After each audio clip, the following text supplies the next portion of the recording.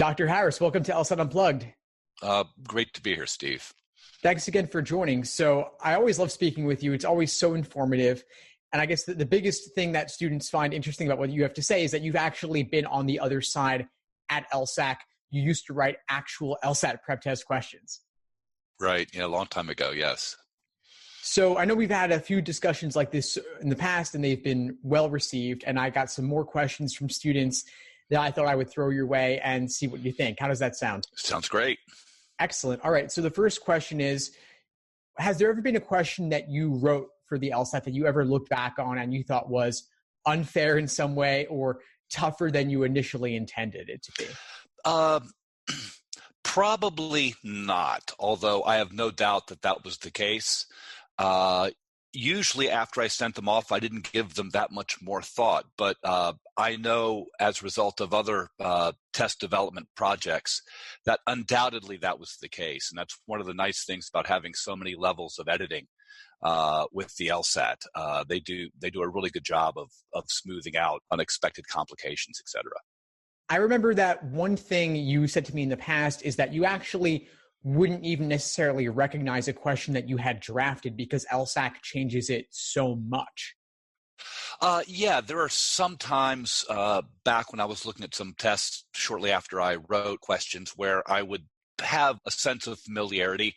But when I've actually met with some of the folks up there and seen what they've done to some of my questions, it was pretty clear that a lot of them didn't have a lot of similarity to what I had initially turned in.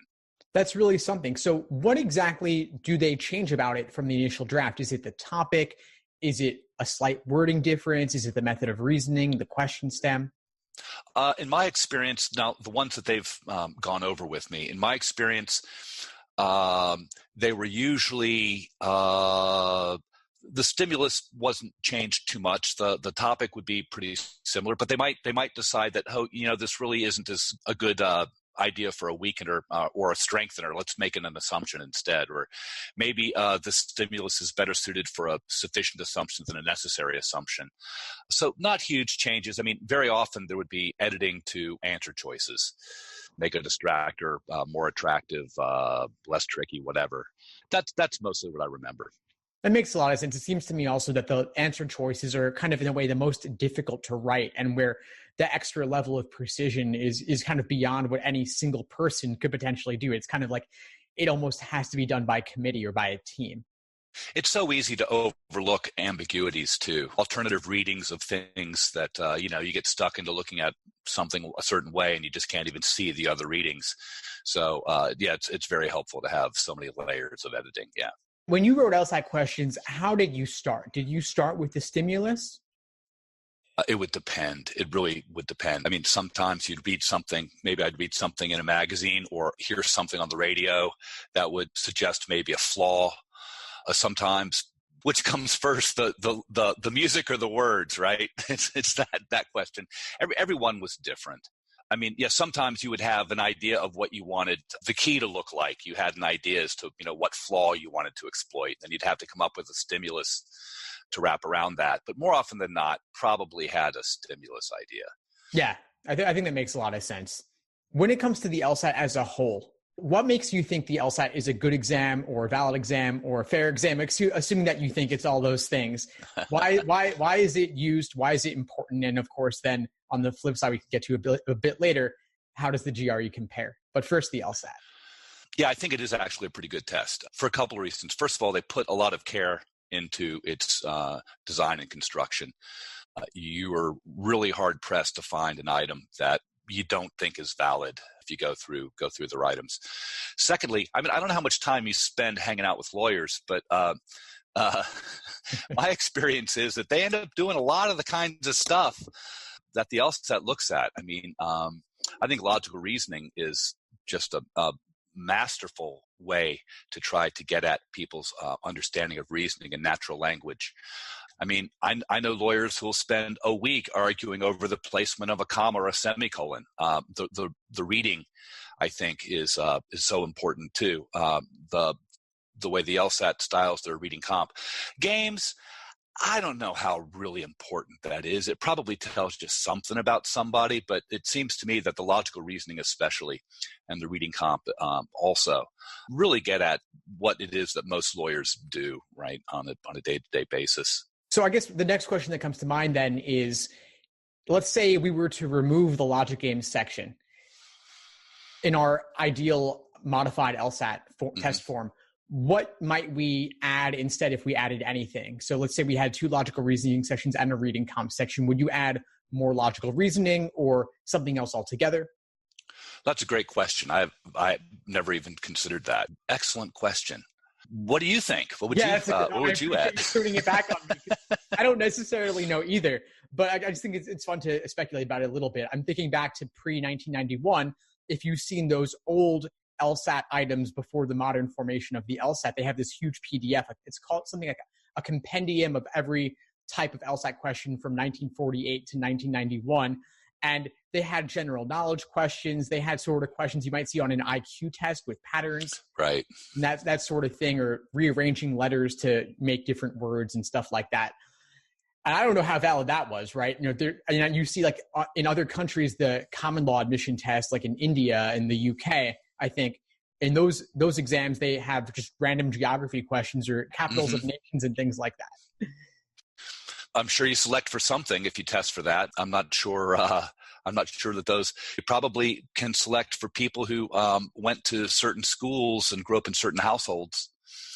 If you test general knowledge rather than some kind of more abstract ability as LR tests, although that probably doesn't fix it. That is to say, I'm sure that almost nothing correlates as strongly with LSAT scores as family income or et cetera, all the other things that people point to as evils of standardized tests. So that's a great point. I did want to bring it around to that a little bit, because I do think that if we tested general knowledge or the capitals of different countries around the world and other sorts of general knowledge that people just absorb that is somewhat correlated with socioeconomic status, it seems to me that the LSAT is actually better than that alternative type of exam, because the skills the LSAT test, while they do correlate with income and things like that, the high school you went to, the college you went to, they're not really preparing you for this sort of exam from what I can tell. It's not testing math. It's not testing vocabulary in a straightforward manner. It's testing reasoning ability in these logic games. Most people haven't seen anything like that before. Absolutely. And even if these things are correlated to socioeconomic status, nonetheless, these seem to be the skills that are relevant to the task, whereas memorizing world capitals doesn't seem to be especially relevant to what kind of lawyer you're going to be. But recognizing a flaw in a ordinary language stimulus, that does seem to be relevant to what kind of lawyer you're going to be. Yeah. Now I've seen that, all the data suggesting that the LSAT as a whole correlates well with 1L grades. And they claim that, from their analysis, I don't have the ability to fully dive into that, but their statistical analysis, they say that reasoning plus reading comp plus games is a better indicator than each one of those things in isolation. But it's all said to correlate with 1L grades. But of course, there's not really a clear way to measure performance as a lawyer, right? There's a much more ambiguous metric than a transcript, right? Yeah, absolutely. I remember there were these folks over at, I think, Berkeley doing this project looking beyond the LSAT, where they were trying to come up with this alternative admissions test that was supposed to test some of the more human, softer factors that the LSAT doesn't test, but that doesn't really seem to have gone anywhere. Yeah, I didn't hear about that. Trying to find the human side to lawyers, huh? I bet that is an interesting project. Quite a project. Yeah, I'll have to send you the link on that. It's like 10 years old and it hasn't gone anywhere. But then on the flip side, surprisingly, the GRE has come around. Yeah, we've talked about this in the past, and I don't think anybody's getting into law school by taking the GRE who wasn't getting in by taking the LSAT. I don't know what exactly the GRE is supposed to test. It's hard to see that it fits very well with any particular professional or graduate path. It's not like it tests math really, because all the math that it tests was something that you learned by 8th or 9th grade. It doesn't really test vocabulary anymore. It's hard to say really what the GRE tests, in my opinion. Well, it's always looked to me kind of like it's just supposed to be a slightly more difficult version of the SAT, but maybe it's even not that. Yeah, I think SAT math. I think it's way harder than the GRE math. I mean, I can see that there's some value in forcing people to do something unpleasant in order to establish some kind of commitment to this path. But other than that, it's not real clear to me what it tests. So. Well, that's an interesting point because I do think a lot of these standardized tests, so much of it is just seeing, can someone commit themselves to improving on something difficult? Can someone put in the work? Can they invest the time and make that, dedicate themselves to a difficult project that does involve some sort of book learning, right? Yeah, I think that's right. MCAT, I'm not very familiar with it at all now that it's changed, but that seems to be a pretty reasonable test for physicians or prospective physicians. I mean, I imagine it is important that you know some organic chemistry, et cetera. So that seems, at least to be a reasonable test. But I don't know what the GRE is supposed to be testing. So anyway. Have you looked at any of the data on the supposed claims about the GRE's correlation with 1L grades? Very briefly. In fact, you sent me some links to some of that stuff that I read way back when. I forget. It seemed to me that there was some kind of statistical fallacy in their conclusions. Refresh my memory. Yeah. They were looking. I know it was a couple of years back now when these changes first started happening. Harvard, once Harvard said they would take GRE scores, and a lot of other law schools followed suit. But Harvard was basically looking at top performers. Once again, someone who does well in the GRE also can inevitably do well in the LSAT if they're ending up at Harvard, right? Because they could probably do well in any standardized test you throw at them. And they also probably have a quite high socioeconomic status. So it is all tied together in the end. They're desperate for students, law schools are. I think the bottom, we're pulling out of the bottom, I think. Test administrations are up for the LSAT. I think the number of matriculants has increased over the last couple of years. But I can see why, especially the most competitive schools, would want to do something to try to attract a larger pool of applicants. And so it would make sense for the Harvards, Michigans, Texases, or whatever to try to do this. But the beneficiary is those top tier schools, not the applicant, it seems to me. Absolutely. Yeah. Any school taking the GRE, I guess, is benefiting in some way. They're getting more applicants. And so it's kind of good for them. They're getting more people coming through the door potentially. Yeah, right. Yeah. The crisis hasn't passed. If I'm not mistaken, an accredited law school or two has closed its doors over the last year or two. So I think that the crisis is still pretty acute. For many law schools, even if the number of students has started to tick back up.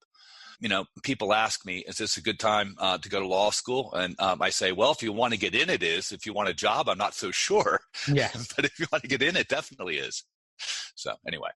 Well, I guess law schools might have to start opening themselves up. Maybe they'll start taking the MCAT or the GMAT.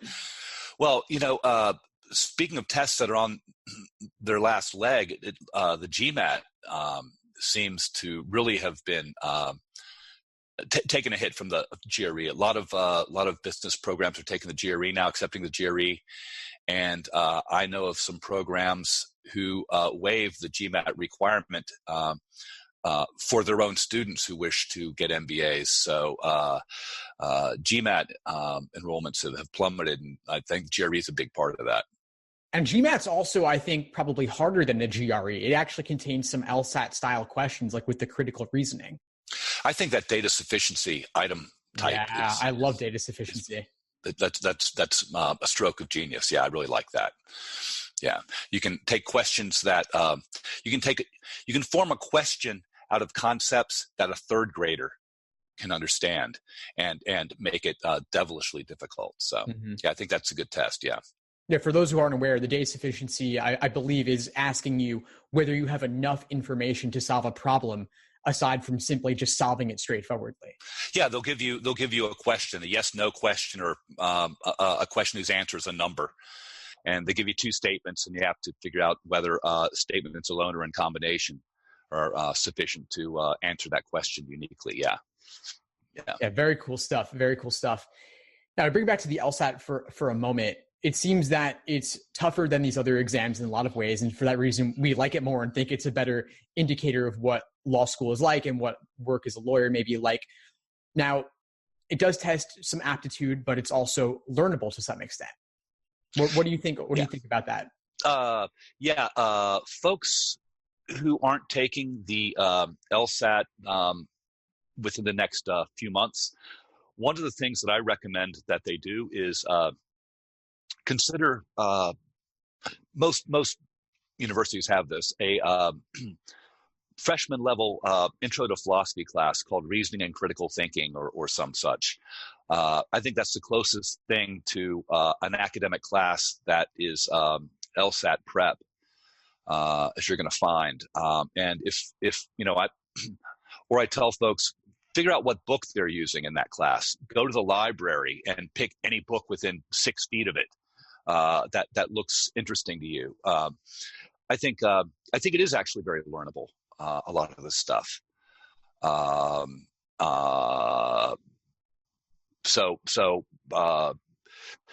It's funny. It's learnable.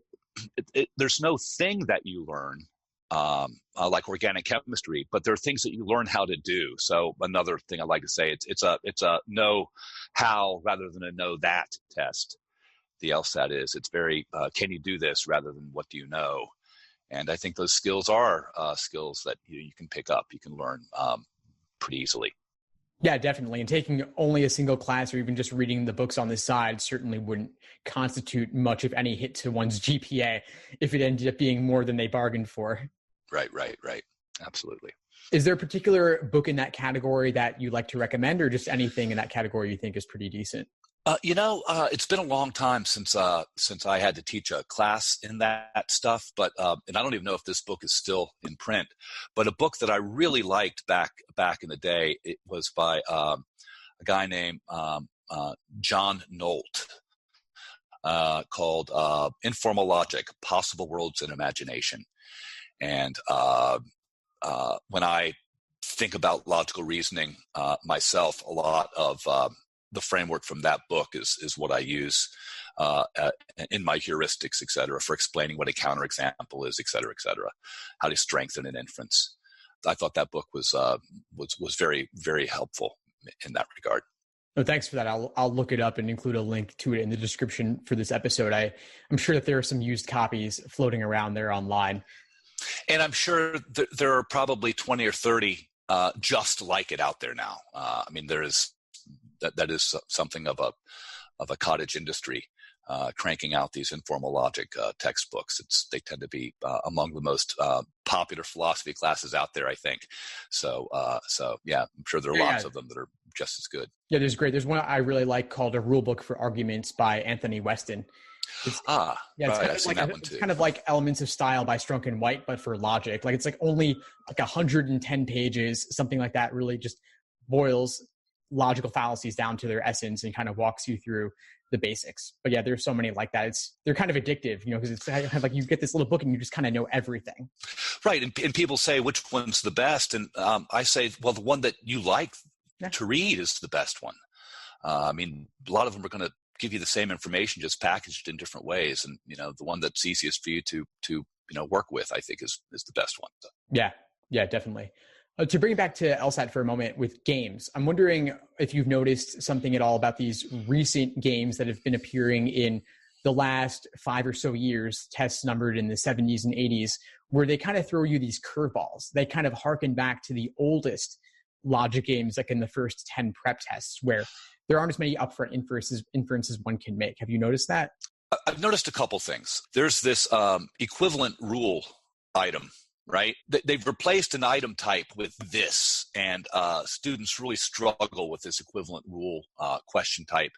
In the last 10 or 15 tests, there have been a couple of games that really were sort of throwbacks to things that you would see in the first 20 tests or so.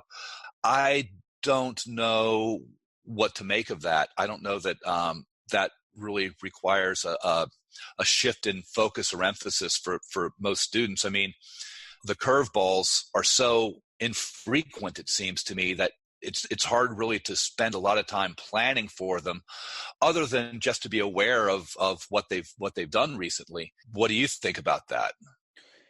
Yeah, I think that, I guess, the category of curveball is kind of a hazy category to define, because you could loosely define it as being anything weird at all, or you could define it more strictly as maybe games with only 2 rules or 3 rules and very few, if any, upfront deductions one can make. I think some of these curveball games, though, relate to like pattern types of games where you're kind of recycling or repeating a certain flow, but more over the course of the game rather than making enormous upfront inferences. Like, for example, the games in the 30s, the prep tests numbered in the 30s from the early 2000s, which were completely different, which were much more in the way of deductive reasoning upfront. So it seems to me that tests in the 30s, 40s, and 50s were way more likely to contain games with 2 group conditional rule games: in, out, in the class, out of the class, 2 group, conditional rule games. It seems to me that some of those tests had 2 of them, whereas now you see 1 every 2 or 3 tests. So that's something I definitely have noticed.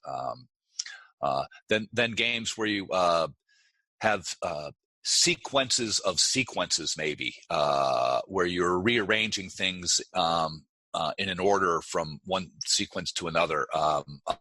So ordering on ordering in some weird way.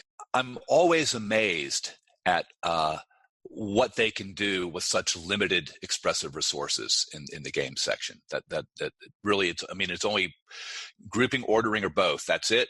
And it's amazing what they can do with that, the variety of things they can do with that. Yeah, and just 100 or 200 words, they're able to jam pack so much information. It really is incredible. Yeah, and that really is an art, I think. Writing those games, that really is an art. So yeah, that's something special. Okay, before we wrap up, I've just got one final question for you. And I know that we've touched on this a bit in the past, but with the LSAT being offered more frequently and LSAC having to reuse all these old test forms, do you think they'll ultimately be able to crank up production of test forms so that they're not reusing old ones, old unreleased ones quite as frequently? I would imagine so. I would think so. They only have to double their production. And they would, we're only talking about a few hundred LR questions a year. It's not that many. So I would imagine that that's their plan. Yeah. To crank up the production so that that's not an issue. And so you suspect they'd still be able to release or publish 3 test forms a year as they have been? I'm hoping it'll be more than that. That would be nice.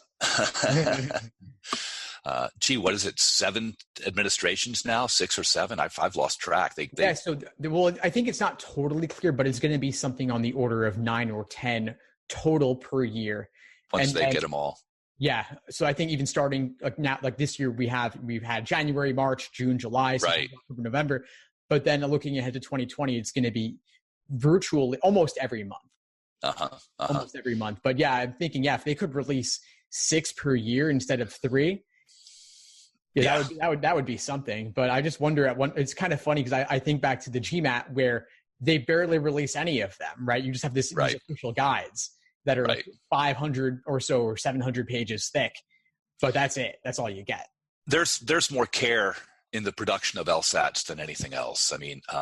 It's just amazing how much care those tests get compared to the other ones I'm familiar with. So it wouldn't surprise me if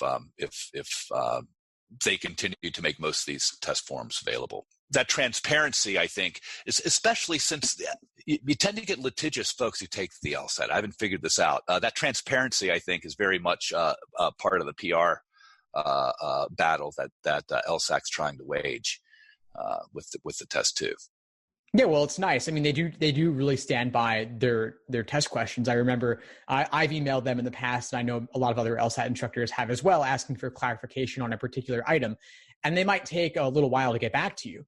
But when they get back to you, they're giving you like a couple thousand words or more, explaining in detail their exact thought process and justification for why the credited response is what it is. It really is remarkable. Yeah, it really is. Yeah, lot of really smart people put a lot of work into that test. Yeah.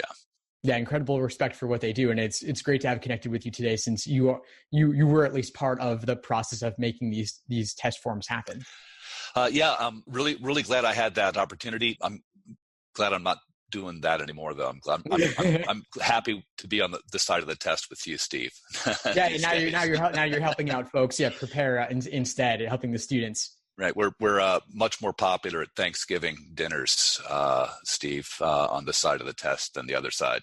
Right, helping folks beat the test. Yeah, awesome. Yeah. Well, Steve, it was a pleasure. Any final words you want to share? Anything you want to plug? This is your opportunity. Whatever you'd like to share with anyone. Not really. Enjoyed it, Steve. It's always a pleasure, and look forward to doing this again sometime. All right. Thanks, Steve. Yeah, we'll talk soon. Thanks for tuning into the show. Please subscribe if you haven't done so already to be notified of new episodes as I release them. And feel free to reach out if you need anything at all as you move forward with your prep. I'm happy to help however I can. In the meantime, I'll wish you all the best and take care.